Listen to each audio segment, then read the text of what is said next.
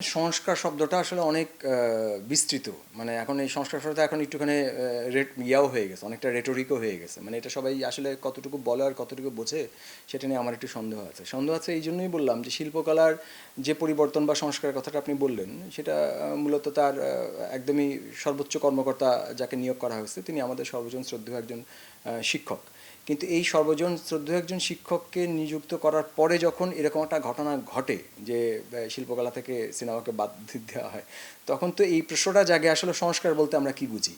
এবং আমাদের এই শ্রদ্ধেয় মানুষেরাই এরা আসলে কোন অ্যাঙ্গেল থেকে এই সংস্কারকে দেখছেন সেটা নিয়ে তো আমাদের প্রশ্ন করা উচিত আমার মনে হয়। ঠিক আছে, তাদের প্রতি কোনো প্রকার অসম্মান করছি না, কিন্তু আমি তো প্রশ্নটা রাখতেই পারি যে তারা সংস্কার বলতে কি এটা বুঝেন যে তারা আরও বেশি এক্সক্লুডেড হয়ে যাবেন, তারা আরও বেশি গর্তে ঢুকে যাবেন, তারা আরও বেশি শুধুমাত্র একটা বা দুইটা মাধ্যমের মধ্যে ঢুকে যাবেন, নাকি আরও বেশি শিল্পকলার প্রত্যেকটা মাধ্যমকে কীভাবে শিল্পকলার মধ্যে নিয়ে আসা যায়, কীভাবে প্রত্যেকটা মিডিয়ামের লোককে শিল্পকলাকে নিজের জায়গা হিসেবে মানে তারা যাতে ওটাকে ব্যবহার করতে পারে সেই সুযোগটা তৈরি করা যায়, সেই কাজটা করা উচিত। আমি তো সেই আলামত দেখতে পাচ্ছি না। বরঞ্চ আপনি ঠান্ডা মাথায় যদি চিন্তা করেন, গত 3 দশকে শিল্পকলা চর্চায় কিন্তু এক ধরনের এক্সক্লুশন কালচার খুবই প্রথিত হয়ে গেছে। একটা দেশের লোকসংস্কৃতি বলেন আপনি, গণসংস্কৃতি বলেন, জনসংস্কৃতি বলেন, কোনো অর্থেই কিন্তু শিল্পকলা সামগ্রিকভাবে আমাদের মানে কেন্দ্রীয় শিল্পচর্চার জায়গায় গড়ে উঠে নাই, বরঞ্চ একটা নির্দিষ্ট ধরনের বা একটা নির্দিষ্ট মতাদর্শের একটা নাগরিক চর্চার কেন্দ্র ছিল শিল্পকলা একাডেমি, যার কারণে আজকে খুব সহজভাবে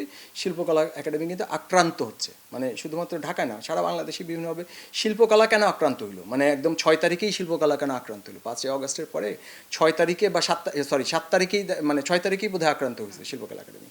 সো প্রথম এই আক্রান্ত হওয়ার কারণটা কি? মানে এটা কিন্তু অনেকেই খুব সহজভাবে মৌলবাদীদের আক্রমণ, চেতনার বিরুদ্ধে এরকম আবল তাবল কথাবার্তা আমি শুনি আশেপাশে। আমার কাছে এই সমস্যাটা আরও অনেক গভীরে মনে হয়।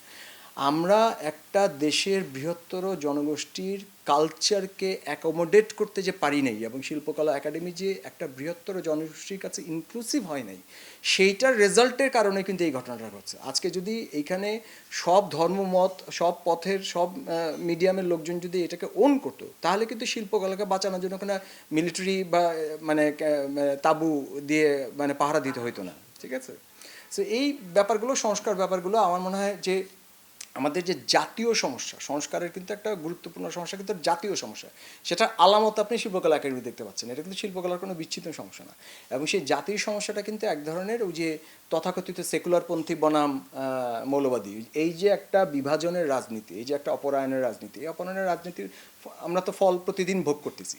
আমরা যেখানে সমস্ত জনগণকে নিয়ে, সমস্ত মানুষকে নিয়ে একটা রাষ্ট্রকে এমনভাবে সাজানোর বা গুছানোর চিন্তা করব, যেখানে রাষ্ট্রের প্রতিটা নাগরিক, প্রতিটা মাধ্যম, প্রতিটা মিডিয়াম, প্রতিটা শিল্পচর্চার লোক, প্রতিটা মানে সংস্কৃতির লোক, তারা ওই জায়গাটাতে যাবেন, তাদের নিজেদের রকমের মানে মত বিমত, বিরুদ্ধ মত সব কিছু ওটার মধ্যে আমরা এক ধরনের এঙ্গেজ হব। সেই কাজটা না করে বরঞ্চ শিল্পকলা একাডেমি এক ধরনের বিতর্কের পর বিতর্ক আপনার দিয়ে যাচ্ছে। আপনি দেখেন, জাতীয়ভাবে যদি চিন্তা করেন, আমরা কিন্তু এখন একটা খুবই ক্রান্তিকাল পার হচ্ছি। এটা কিন্তু মানে বুঝতে হবে, এই ক্রান্তিকালে কিন্তু এই ছোট ছোট সিদ্ধান্তগুলো অনেক সময় হঠকারিতা হয়ে যায়। মানে আমরা টের পাই না যে আমাদের সামান্য একটা ছোট্ট একটা ভুল কত বড় হয়ে দেখা দিতে পারে। আমি তো বরঞ্চ উল্টা এটা বলা মানে আশা করছিলাম যে শিল্পকলা একাডেমি এখন হয়তো অনেক বেশি পরিমাণে বিভিন্ন ধরনের মানুষকে নিয়ে, বিভিন্ন মতের মানুষকে নিয়ে, সেখানে একই মৌলবাদী নাকি চেতনাপন্থী নাকি বিরুদ্ধে এইগুলো আলোচনা না গিয়ে বরঞ্চ এই বাহাসগুলো আমরা শিল্পকলাতে গিয়ে করবো, সেটা না করে আমরা দেখলাম যে উল্টা মাঝখান থেকে সিনেমাকে বাদ দিয়ে দিল। দুই একটা প্রোগ্রাম হয়েছে মাঝখানে, দেখলাম যে লালনকে নিয়ে একটা সেমিনার করার চেষ্টা করা হয়েছে, কিন্তু এই যে লালনকে নিয়ে হঠাৎ করে সেমিনার করার চেষ্টা, এটাও কিন্তু একটুখানি চোখে লাগছে। কেন চোখে লাগছে আমি একটু বুঝাই বলি। আপনি যদি ঐতিহাসিকভাবে দেখেন, মানে গত 20-50 বছরে না শুধু, এমনকি মানে গত 100 বছরের মানে বিভিন্ন রকম এই বাঙালি চর্চার কোট আনকোট যে বাঙালির যে ডেফিনেশন আমরা তৈরি করছি, সেই ডেফিনেশনে কিন্তু লালনকে সবসময়ই যে কেউ ওন করার চেষ্টা করছে, ক্যাপচার করার চেষ্টা করছে, ক্যাশ করার চেষ্টা করছে in the name of inclusion. কিন্তু লালনের যদি আপনি সত্যি লালনের লেখাপত্র যদি পড়ে দেখেন, ঘেটে দেখেন, তাহলে কিন্তু লালনের চর্চা কিন্তু ওই সেমিনারের বিষয় না। লালনের চর্চা কিন্তু পথে ঘাটে মাঠে সব জায়গায় মানুষের যে আচার আচরণ, সেটাকেই বরঞ্চ অনেক বেশি শ্রদ্ধার চোখে দেখার আচরণটাই হচ্ছে মানে লালনের দর্শন। এখন সেই দর্শনের মধ্যে না গিয়ে আমরা যেই মানুষগুলোকে এক ধরনের বছর পর বছর ধরে বৃহত্তর জনগোষ্ঠীকে এক ধরনের আমরা এক্সক্লুড করে রেখে শিল্পকলা চর্চার একটা সংজ্ঞা তৈরি করছিলাম, সেইটার কারণেই কিন্তু আজকে শিল্পকলা আক্রান্ত হচ্ছে। এবং সেরকম একটা পর্যায়ে এসে শিল্পকলার থেকে যদি আপনি সিনেমা বলে একটা লোককে বাদ দিয়ে দেন, মানে একটা গ্রুপকে বাদ দিয়ে দেন, তাহলে যেটা হবে শিল্পকলাই দুর্বল হবে। মানে সিনেমা এখানে নতুন কোনো দুর্বলতা হবে না, সিনেমা আগেও যে স্ট্রাগলগুলো ছিল তার স্ট্রাগলগুলো তাই থাকবে, কিন্তু শিল্পকলার আজকে কোনো একটা সমস্যা হয় তারপরে সিনেমার লোকেরা গিয়ে দাঁড়াবে না। ঠিক আছে, আপনি যদি নৃত্যকলার লোককে বাদ দিয়ে দেন, নৃত্যকলার লোক গিয়ে দাঁড়াবে না। আপনি যে সঙ্গীতের লোককে বাদ দিয়ে দেন, সে সঙ্গীতের লোক দিয়ে যাবে না।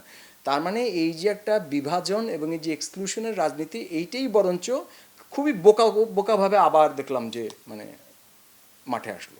আমি এটুকু প্রত্যাশা করি যে উনি সাংঘাতিক রকমের শ্রদ্ধেয় মানুষ, আমরা সবাই তাকে শিক্ষক হিসাবে মানি, সম্মান করি, এবং সেই জায়গা থেকে, সম্মানের জায়গা থেকে আমি এটা বলতে চাই যে উনি হয়তো উনার নিজের কোনো একটা উপলব্ধিগত কারণে, কোনো একটা তথ্যগত কারণে কিছু একটা মানে অন্যভাবে চিন্তা করছিলেন, সেটা পুরোপুরি রিভাইজ করা উচিত। এবং শুধু সিনেমা না, সবগুলো মাধ্যমের লোকদের সাথে তার এমনভাবে যোগাযোগ বাড়ানো উচিত যেই যোগাযোগের মাধ্যমে এই সবগুলো মাধ্যমের লোকেরা প্রথম চিন্তা করবে আমি শিল্পকলায় যাব, দ্বিতীয়বার চিন্তা করবে আমি অন্য কোথাও যাব। সেটার জন্য আমি তাকে আহ্বান জানাবো যে আজকে জাতির এইরকম একটা ক্রান্তিকালে শিল্পকলার যে দায়িত্ব, যে জটিল এবং যে জরুরি দায়, এবং তার যে একটা প্রচণ্ড রকমের দাবি, এই দাবি জায়গাটা তাকে বুঝতে হবে, এবং সেটা বোঝার জন্য তাকে ইনক্লুসিভ হইতে হবে।